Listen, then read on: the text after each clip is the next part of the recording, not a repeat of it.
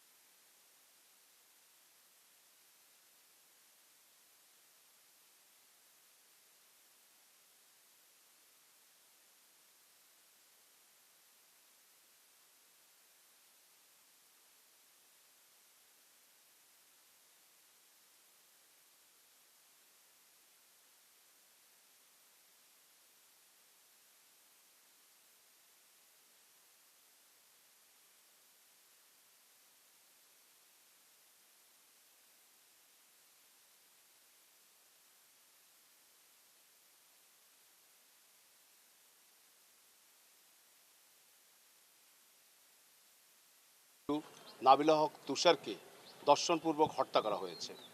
এই ঘটনায় এই ভিকটিমের দাদাবাদী হয়ে আব্দুল আজিজ বাদী হয়ে মোকদ্দমা দায়ের করেছেন।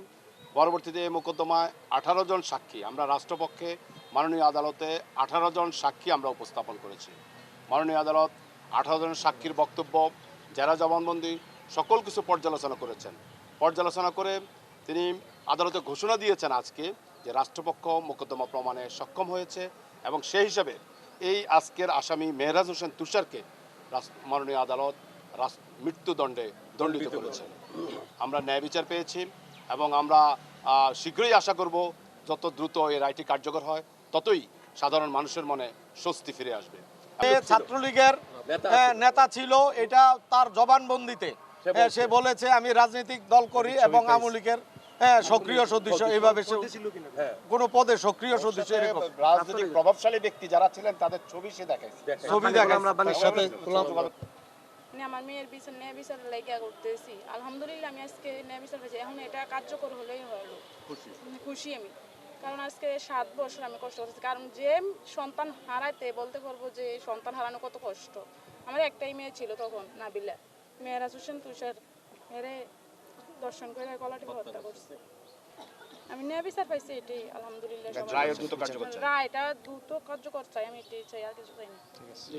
রায় কার্যকর হয়েছে, কার্যকর হলে রায় হয়েছে আমরা সন্তুষ্ট, রায় কার্যকর হলে আমরা খুশি। তাহলে এই ধরনের